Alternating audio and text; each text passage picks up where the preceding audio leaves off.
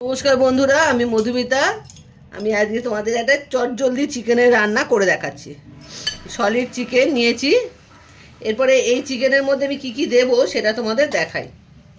প্রথমে দেব আদার কুচি, কিছুটা রসুন কুচি,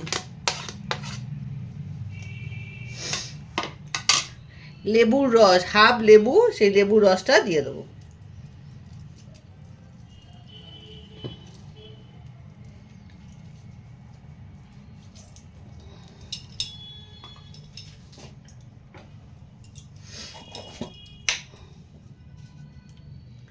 নুন স্বাদ মতো, চিকেন যতটা সেই বুঝে নুনটা দেবে।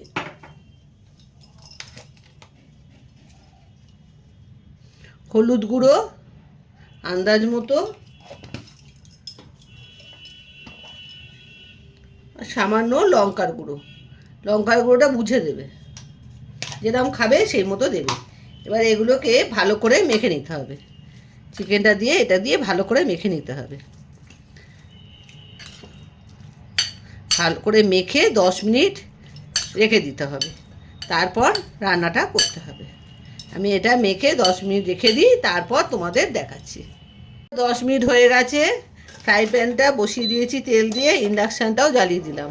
এবার তেলটা গরম হোক। তেলটা গরম হলে চিকেনগুলোকে ভালো করে ভেজে নেব। ওই চিকেনের মধ্যে সামান্য কাশ্মীরি লঙ্কার গুঁড়ো দিয়ে মাখাবে, তাহলে একটু রঙটাও খুব সুন্দর আসবে। সামান্য কাশ্মীরি লঙ্কার গুঁড়ো দিয়ে চিকেনটাকে মাখিয়ে রাখবো। ওটা তোমাদের দেখানো হয়নি, আমি পরে এটা কাশ্মীরি লঙ্কার গুঁড়োটা মাখিয়েছি, যাতে চিকেনটা যখন ভাজবো, চিকেনটাকে ভাজলে দেখতে সুন্দর হবে, কালারফুল হবে।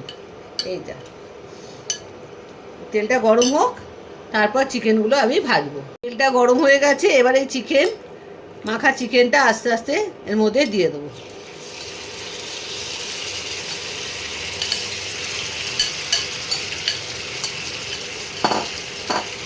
ভালো করে এবারে চিকেনটাকে ভেজে নিতে হবে,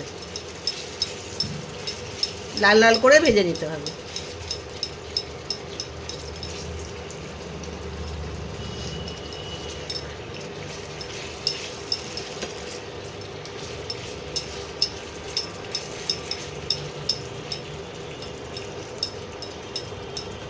চিকেনটাকে লাল লাল করে ভেজে নিই।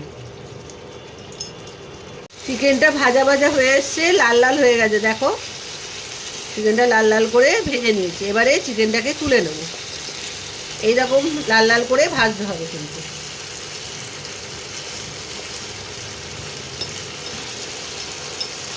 একটু ভালো করে ভাজতে হবে। এই দেখো, এইরকম ভাজতে হবে, পুরো সেদ্ধ হয়ে যায় যাতে চিকেনটা।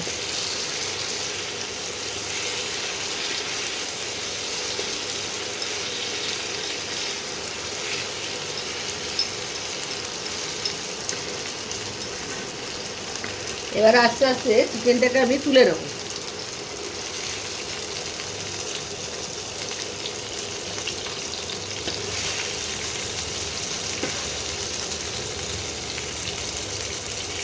চিকেনটাকে আমি তুলে নিই। তুলে নিয়ে তোমাদের দেখো বন্ধুরা, এই চিকেনটা ভাজা হয়ে গেছে, তুলে নিয়েছি। এবার চিকেনের মধ্যে কি কি দেবো সেটা দেখো। দুটো পেঁয়াজ, ছোট ছোট দুটো পেঁয়াজ কুচি করে রেখেছি, সেটা দিয়ে দিলাম। লঙ্কা কুচি তোমরা যেরকম ঝাল খাবে সেরকম দেবে, আর ধনেপাতা কুচি, এগুলো দিয়ে দিলাম। আর কি দিলাম, এবারে এটাকে একটু ভালো করে মেখে নিতে হবে। মাংসের সঙ্গে পেঁয়াজ, ধনেপাতা আর কাঁচা লঙ্কাটা একটু ভালো করে মিশিয়ে নিতে হবে।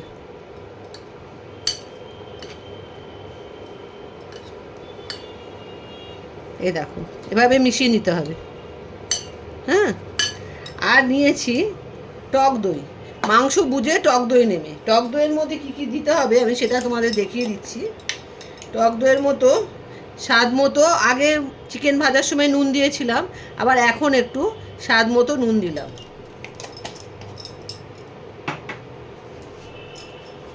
রসুন কুচি তখন হাফ দিয়েছিলাম, এখন আবার হাফ দিয়ে দিলাম রসুন কুচি।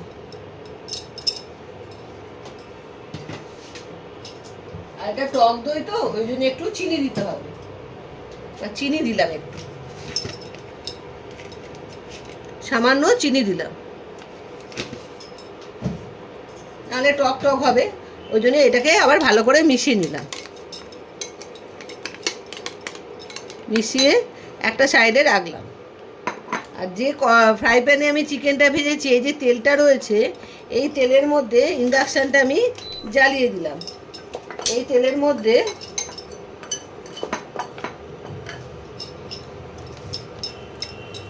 সামান্য হলুদ গুঁড়ো,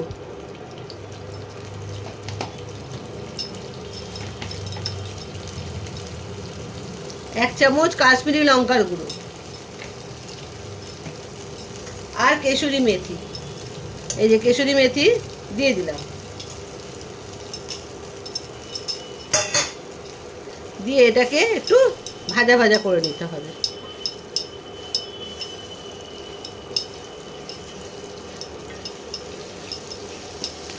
একটু ভাজা ভাজা করে নিতে হবে।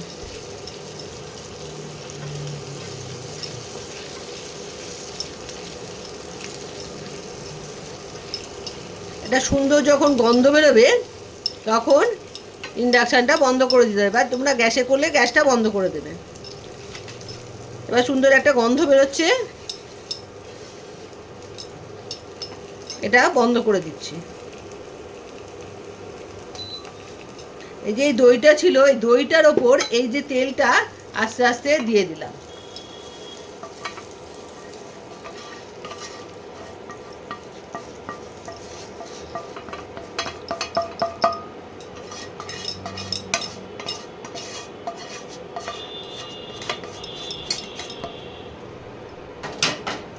এই দইটা ভালো করে এই তেল দিয়ে মিশিয়ে নিলাম।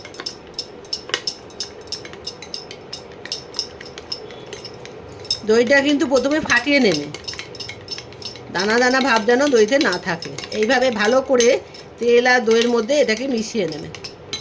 মিশিয়ে এইবার এই যে মাংসটায় পেঁয়াজ আর ধনেপাতা দিয়েছিলাম, এটার মধ্যে এবার এটাকে দিয়ে দিলাম।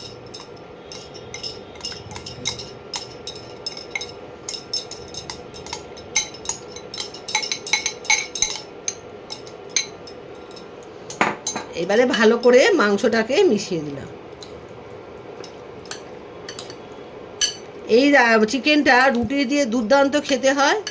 তোমরা অতি অবশ্যই রুটি দিয়ে করে খেও, আর খুব চটজলদি রান্নাটা হয়ে যায়। এইভাবে মিশিয়ে নিলে ব্যাস হয়ে গেল চিকেন।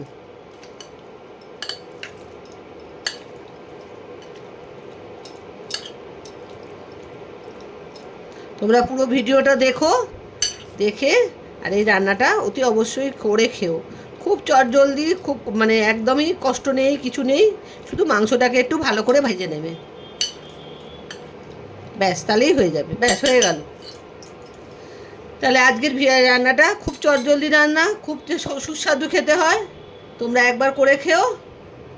আজ তাহলে আসি, আবার একটা রান্না নিয়ে, নতুন ধরনের রান্না নিয়ে তোমাদের কাছে আসবো। তোমরা নিজেরা করে খেও আর বন্ধুদের মধ্যে শেয়ার করো। Bye bye.